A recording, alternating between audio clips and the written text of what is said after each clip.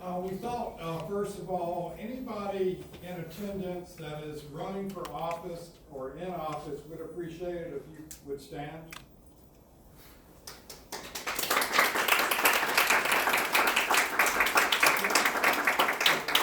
Thank you very much.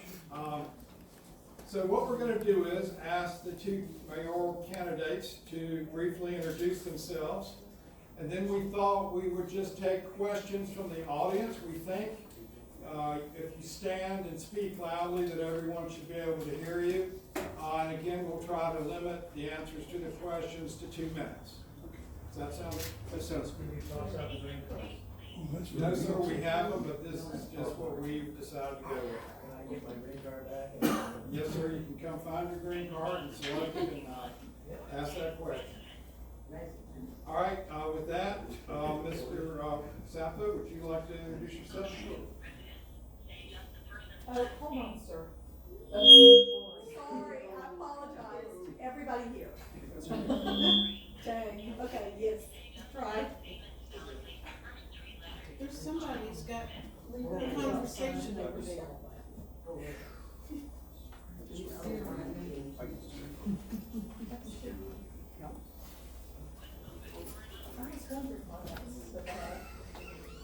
Can I get it? Ready to go? Can you hear me? Yes, that's perfect. Hey, 3, 2, 1. Dang. 4, 3, 2, 1. Okay. I'll start. Hello, my name is Bill Saffo. I've been your mayor since 2006. I'm a lifelong resident of Wilmington, North Carolina. I had an opportunity to work with a lot of great councils, and when I first ran way back in 2003, I said that I wanted to be a consensus builder and work with people because I do know that in this job as a nonpartisan mayor that you have to work with conservatives and liberals, Republicans and Democrats, county commissioners, school board members, the general public, advocacy groups, and a lot of different people. And I believe that I've been able to do that and work in a good way, respect people's opinions, and try to get things done. And I believe that we have gotten a lot of things done because of that consensus building and because I've had a good working relationship with a lot of different people in the community. In addition to that, the other thing that I really want to do was revitalize downtown Wilmington. As a lifelong resident growing up here, I saw the vitality of downtown Wilmington when Belton Berry was downtown and J.C. Penney and Sears, and there was a lot of energy downtown. We saw that leave downtown and go out into the suburbs in the mid to late 70s. And it was absolutely terrible what happened in downtown Wilmington. And for many years, it stayed that way.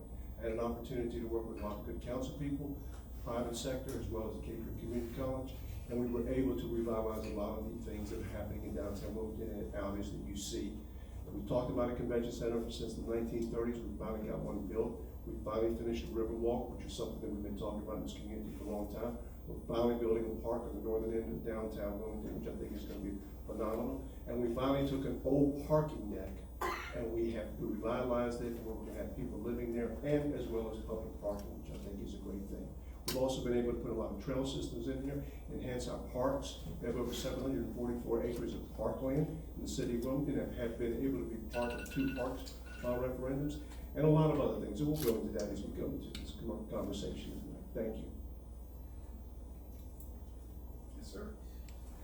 So first, before I begin, I want to thank everybody who is here being engaged with their government.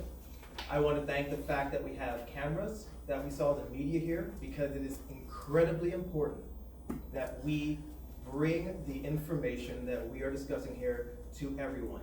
I want everyone here to make your friends vote, because it matters to me who you vote for, obviously, but it doesn't matter to me who you vote for if it doesn't matter to you who you vote for. So civic engagement is incredibly important, and probably take away from my time for you to applaud yourself, but feel free to applaud yourself.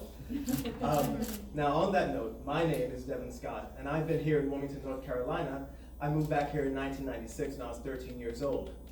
Personally, I consider myself an artist, an activist, and an entrepreneur, and I've been involved in Wilmington and several activities from its arts, through activism, working on projects from the city to the county, and of course just being a father of 3 daughters for my entire time here. And I'm very invested in the items and the matters that go on here. I'm very happy to be here. I'm happy to take the opportunity to represent the wide ranges of Wilmington I'm able to represent, and I look forward to working with you. Thank you. Thank you. Oh, wow. I'm sorry. That's okay. Thank you, gentlemen. So if you would like to ask a question, please just stand and introduce yourself. We should be able to hear you. Okay.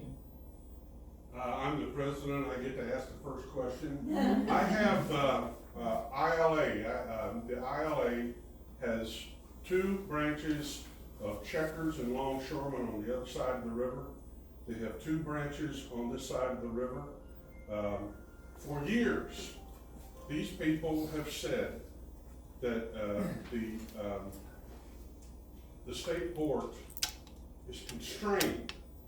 It's operating at, right now, at capacity, and they're very constrained because they've always said they could have the river dredged so they get larger ships to come in, but before that happens, they need a rail line, a functional rail line to come in to take freight out. It would eliminate some trucks, it would, but it would allow this port to expand, to take in more freight and send it west to customers. It would be cheaper to them.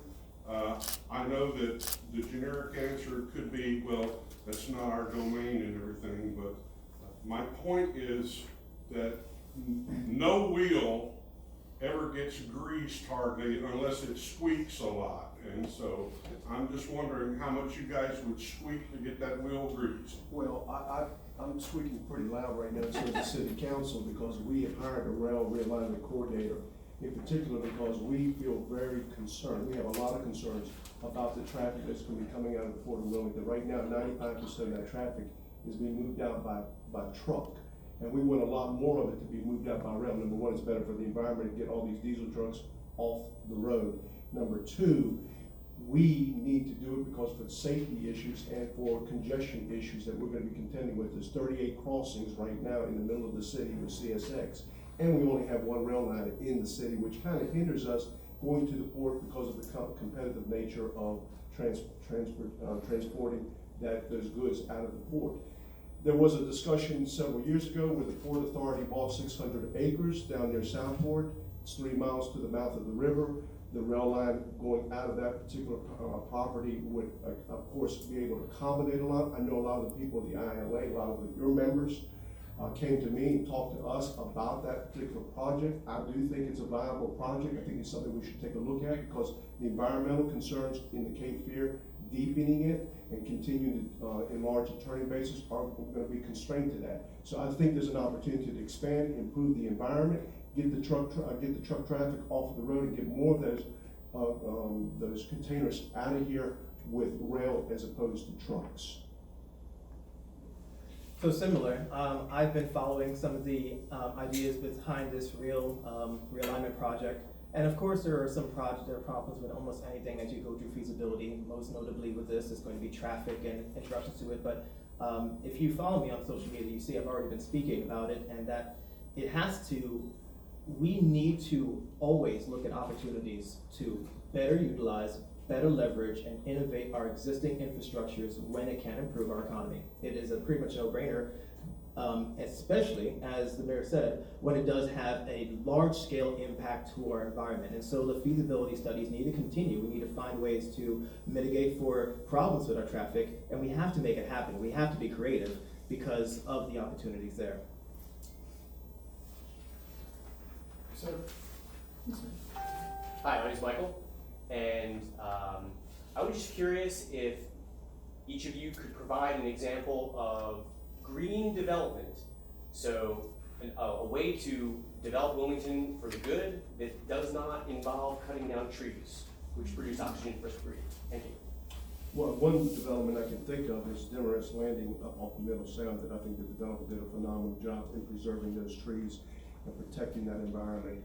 The other one that I will look at right now that is a commercial development that if you haven't gone by and take a look at it, you should, is Live Oak Development over off of Independence Boulevard. I think Chip Mahan and his team have done a phenomenal job in preserving all of the green space, as much green space as they possibly can, and providing a beautiful environment in that setting, in protecting as much of the environment as possible.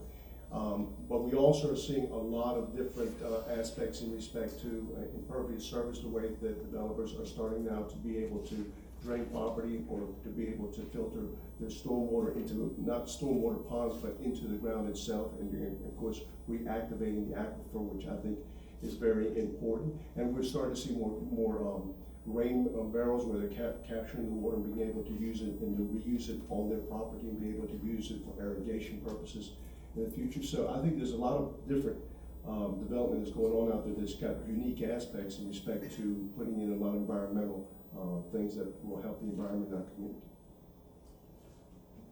Oftentimes when I think about green development, I think about opportunities to do things that are, they're a little bit off the radar. For instance, I would have started by mentioning, for instance, parks. The opportunity to utilize existing, because you want to think about development as putting something there, but sometimes development is less to creation and more to curation. And that's where we have a lot of really good opportunity to help the community.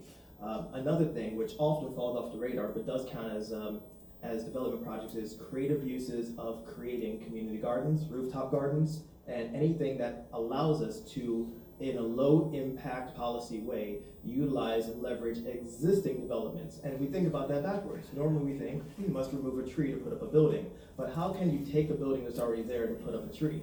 And these are opportunities we have that are extremely low cost, extremely available to us, and actually also coherent with the city's comprehensive growth plan.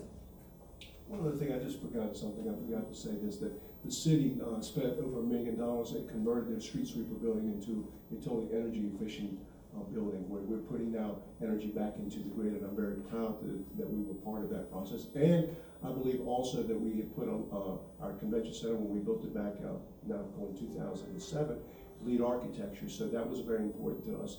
And we're looking at ways to possibly lease out our roofs for solar, which I think would also allow us to be able to obtain funding and put obviously energy back into the grid. So there are things that we're looking at through our sustainability coordinator that the city also hired. And we also hired a tree arborist, which we are very passionate about trees and what the community is telling us about trees. So that's been a good thing. When I moved here 11 years ago, there used to be a sign that said, under Welcome to Wilmington, Tree City. And then a couple of years ago, the sign just went away. Unless somebody stole it. But we are a tree city, and we Tree City 2009. and we- I think too many years have gone past. we receive a Tree City USA award every single year, and we just received that this particular year. So we do have it every year. And we hired the tree arborist as one of our things was to have an arborist, because people have a lot of concerns about the trees. Cool. If Mr. Scott doesn't have anything to add, we can go on to our next question. Well, just because it was brought up, I do want to make it also clear that you don't actually need to have a quantity of trees or a quality of the health of trees to qualify as a Tree City USA community. It's actually based more on different aspects of how much attention and budget is spent on maintaining trees and certain aspects of canopy. But you could technically have that budget spent towards maintaining and swapping out dead trees and still qualify. So, so there are some things there. We do still qualify by that standard. My larger point I'm trying to make is that I've only seen trees being knocked down here. Exactly. And exactly. I've been canvassing, obviously, for your opponent, but like one thing that they point out to me is that the trees that were placed after Florence that have come down are all dying because they're not given care. You know, Mike, that's a very good point. In fact, If I might interrupt, how do you guys want to do this? Do you want to stick with giving other people opportunities to ask questions, or just stick on to this one topic? Anybody just let me know. This is a democratic thing here. I just do think it's a very important issue for the community, because it's something that we're talking about, because we're the third most urbanized county now in the state of North Carolina, 1,900 people per square mile. I do want to say that the city currently, and I don't know if this is, it's been in the news somewhat, but you may not be aware of it, in the aftermath of Florence, because we lost over 1.2 cubic million yards of debris, which basically was tree, is that we are looking at the public realm to see what we can do better in regards to replanting trees. And in addition to that, the city did hire several folks to be able to maintain the trees. We had to even raise taxes a little bit to do that. Caught a little backbite on it, but we thought it was important because we heard from the tree commission and folks that says that we need to do a better job in maintaining our trees. So we did hire additional people. Obviously, we're gonna have to hire some more, and I think, you know, we can do a better job of that. I appreciate that. I would just say that in reference to after Florence, you know, like that, all that material, those mountains of mulch, would turn into topsoil that I feel is a public good. It could have been dispersed throughout anyone that wants to build topsoil. Like not self-promote or anything, I'm not a business person, but I am attempting to do this on my own property to create edible abundance all over the place. And you know, like a blueberry bush can live for 50 years, and you can cut a piece of it and you got another plant. So like, I think there's no reason why we can't have edible fruit trees all over the place, and it would give Wilmington a wonderful character. And for those people who mentioned that quality of life is most important, that, you know what more picturesque, lovely place would there be than a literal Eden where there's fruit growing everywhere to film your film in? That's a good point, and I do want to say, because I did have people ask me what was going to happen with all that mulch, because it was tons of it. Obviously, the company that we hired owns that mulch after they take the tree off the property. You guys, That's a yeah. contract. But I do want to say that the majority of that mulch went to the landfill as cover. So it provided for a good green cover for the landfill, which was a good thing for the community. I might just go ahead and, as moderator, exert my authority. Yes, I'd sir. love for somebody else to have something to ask. Sir, yes, sir. Thank you for that in-depth analysis. Appreciate it. Thank you, sir. Devon, I'm Ed Ablard. I don't know who've been face to face for a while. Greta Thunberg this week was speaking to all elected officials and candidates for government. She spoke to the United Nations, but she spoke to me, and it really reached my heart. How do each of you internalize her message, and how do you plan to act on it?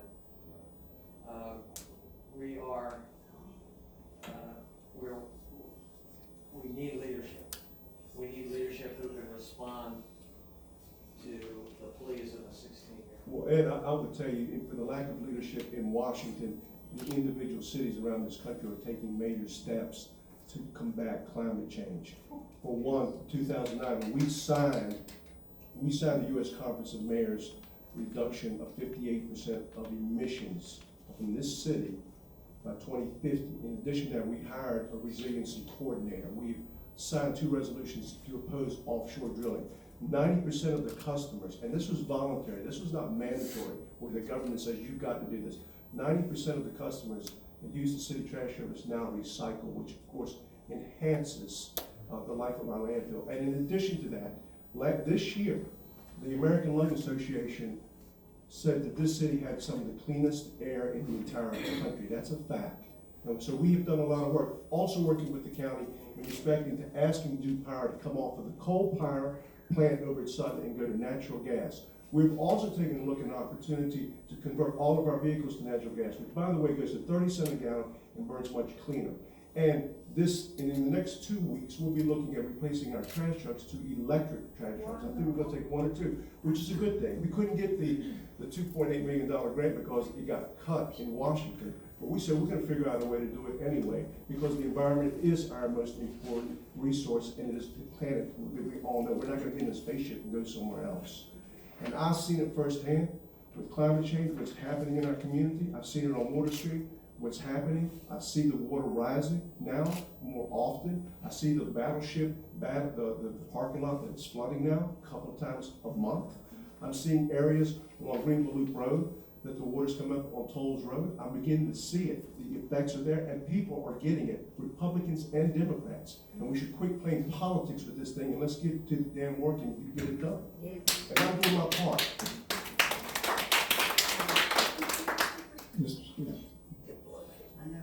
So I want to congratulate the mayor because that was well said. What I find, especially as I've been in this race as a candidate, is that people ask me questions like yours, and they vastly overestimate the powers of a mayor, but at the same time, they vastly underappreciate the power of visionary leadership. The ability to truly champion for important projects, important cultures, and important mindsets beyond the scope of policy, beyond ordinances, and make statements, not just that we should do something, but that the actions are meaningful beyond our own limited scope of municipality and region is important. My bias is obvious. I'm obviously I'm a composter. That's not obvious if you're not looking at my tumbler in my backyard, but that's a lifestyle I live. And by creating opportunities to encourage these lifestyles, for instance, the mayor was mentioning those water barrels. You can pick those up from the government center, letting people know, giving people the power to join in this. You said leadership, and leadership does go beyond policy. Make examples, champion for things, champion for the rights of nature, champion for leaving a world that's better for people in the future, for our children. And that's what Greta was talking about, that we as leaders failed an entire generation. That's a strong, strong concept. We cannot do that continually, because then we will run out of generations to fail. Devon does come up with a good point in respect to leadership. I will tell you that the city council, several meetings ago, if you've been paying attention, adjusted their living shoreline, which is a very important environmental thing for our community. CAMA has a certain regulation. Those are the folks that determine how you're gonna build bulkheads and piers. The city has a regulation that goes a little bit further than CAMA. There was a lot of people that wanted us to eliminate that and go to the existing CAMA rules. So we have one step of regulation that's better than CAMA. It protects our shoreline, where we allow people to plant marsh grass in front of their property so it filters the water that goes out there. There was a group that was trying to kill it in Raleigh, and a pretty significant group, a group that probably supports me in a lot of different ways. And I went up to Raleigh, drove up in my car, and went to see my elected representatives, and I said, this is wrong. We need to support the city council's position in living shorelines. And they, Republicans and Democrats, supported me on that. In addition to that, I've been to Washington. You may have seen me under there with Pew Research in respect to asking Congress to pass significant legislation for infrastructure, resilient infrastructure in our communities, because we are all experiencing flooding all over this country. I've met with people in delegations and mayors and county commissioners from all over this country that are dealing with it, and we have to fight together. I am a national spokesperson for Pew Research in respect to getting climate resilient infrastructure in our communities, and I will continue to do so. When I went up there, the president said he would support it. Mitch McConnell said he would not support it. That's $1 billion, and it's very important to our community, and I will continue to fight for it, because the ecology and the environment, this is my home, and this is my hometown, and I'm gonna do everything I can to fight for it. Thank you, Mayor Saffo. Thank you. Devon, do you have anything there? No, really, there's not much to add. I love giving credit where it's due. I was at that city council meeting and watching the city do a step better than the CAMA ordinances for living shorelines and for protecting our coast. That was actually important to me. So let's give credit where it's due, and congratulate that. We definitely need to do that as far as leadership goes. And I think that advocating, driving up to leadership, making that statement, being loud in a way that you go beyond the fear of being political to make a statement for something that you know is correct. You can't do what is against the representation from a place of policy, but you can be a champion. You can educate people so that they are able to vote based off of information, based off of science, based off of the reality that we're all facing together, that shared reality. So, I'm very much a fan of taking the opportunity to be that champion. Thank you both. Yes, sir. Good afternoon, everyone. My name is Kahan. Gentlemen, in regards to the displaced residents of Market North Apartments, what would be your proposal to have these residents return to their homes that were destroyed by Hurricane Florence? I'll definitely like to know. Thank you, sir. At the last city council meeting, we floated $27 million of bond from Market North, and that obviously passed through the city council to the Wilmington Housing Authority, to the private group that is going to be redeveloping that Market North property. I think there's 276 units now that are going to be built there. It'll affect about 1,000 people. Unfortunately, when that went out, that was a private entity that owned that piece of property. They sold it to another private entity. There is something in the IRS law that says it has to come through the city council to the Wilmington Housing Authority, to the private developer, and that's what we approved the other night. The other one is Telus, is the group that owns the property there at, off of, Gervais. That's a particular project. Again, it's a tax credit, a federal tax credit to a private, group. Although we have very little say in that particular project. What I can do as the mayor, I've called them literally almost every week to find out, can you get down here, can you talk to the people? Because people come to me and say, what are you gonna do about these folks? When I was up in Washington, we went and talked to a lot of those folks, and able to obtain some funding from HUD to go ahead and start 21 units or 26 units there at Gervais. You can see that being built right now on Dawson Street. And we worked very hard with Katrina Redmond with the Wilmington Housing Authority that accompanied me up there, and saw Ben Carson and all those folks up there. And we're able to work through a technical loophole to make that happen. But it's been a very stressful thing for those folks, and it's been over a year now. Those people need to get back in their units as quickly as possible. And whatever I can do as mayor, I am going to do. Thank you, sir. So again, I was at that council meeting, and it was actually a lot of real big wins for marginalized communities in that one meeting. It's almost like someone was trying to get reelected, but the reality of that project is during Florence, I was initially locked out. I took my family out to my sister and tried to get back in, and when on my way in and getting back into the city, worked extremely hard trying to get people back into their homes. I'm not sure how many of you remember that project I was running. It was largely digital, but it was also a lot of phone calls with a lot of property managers and a lot of real estate agents and a lot of Coastal Horizons and the NC Housing Search. And it is extremely heartbreaking to watch people lose their homes, especially during the holiday season, when that's really the thing that we are culturally trained to really respect, love, and honor at that moment. The thing that bothers me specifically with Market North is how long things took. There was a change of ownership there during the work orders took until June to go through, then the sale happened, I think it was in July, I believe, and then at that last meeting we got the bond. Interestingly, while that bond was being asked for, I was trying to launch a project myself to create a fund using something called the NC PACES Act. And I think this answers to your question, what would I do? I tried to be more creative. I looked for an opportunity as a citizen, since I'm not a policymaker, to figure out a way for citizens to crowdfund and buy Market North and give it back to those people who were citizens and displaced, because it now gives them an equity ownership and gives them back their homes. So the answer is, what do you plan to do in those situations? Be creative. That's all I know how to do, is to see a problem and be creative when people actually, honestly, earnestly need something right now. And that something is a home and life and the ability to pursue their own means. Be as creative as possible. Thank you. Are we still trying to wrap up at 5:30? One more question? Anything you guys want? I have all day. Anybody else? I have one. Mine is just, I'm Susan Bailey. It's just something small you can each tell me. I'm worried with the development that's going on here and there, and a lot of it's good. Are we gonna smother our marshes, or are we gonna call them protected spaces? I'm worried about the ecology of marshes. What's happening? I'll try to answer that question. I'll be quiet.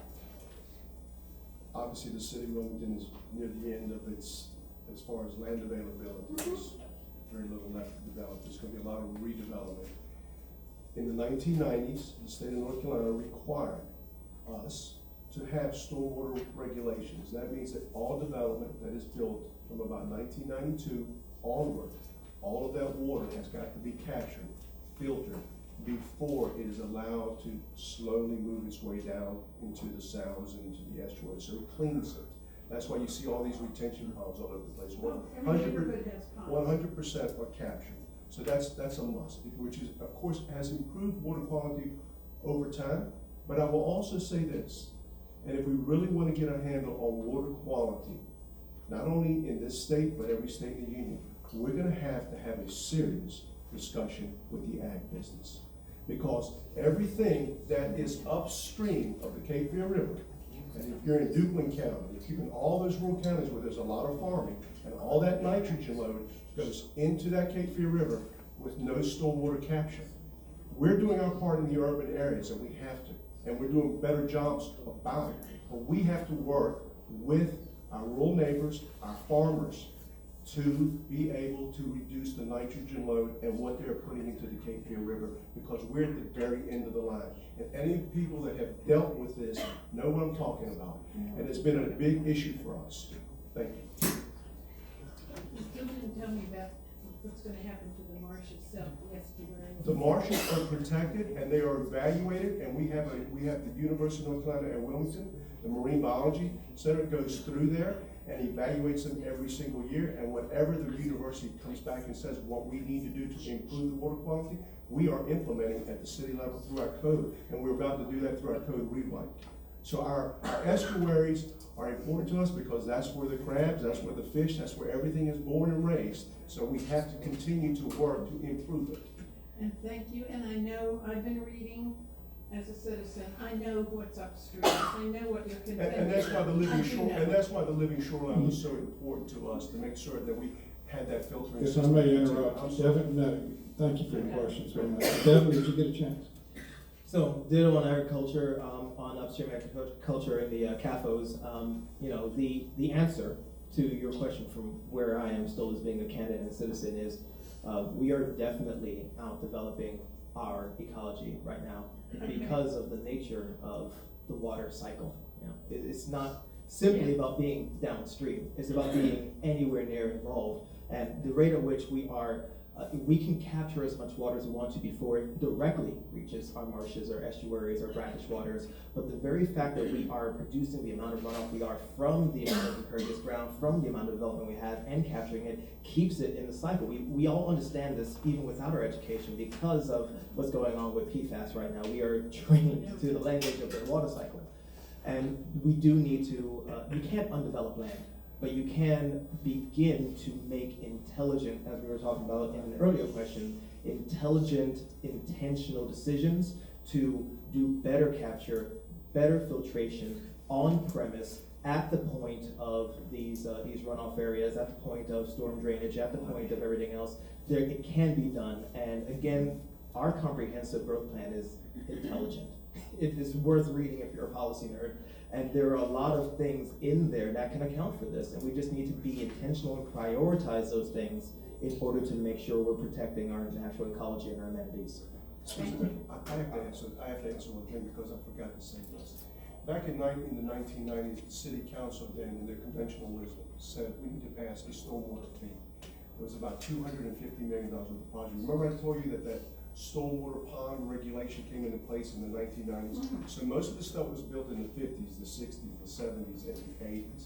Had no stormwater regulation tied to it, none. So we're now having to go back and retrofit subdivisions and ditches and all kinds of things and redoing streams.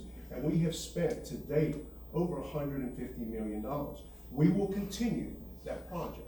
But it does take time. You just don't do them, as Ms. Haynes said, overnight.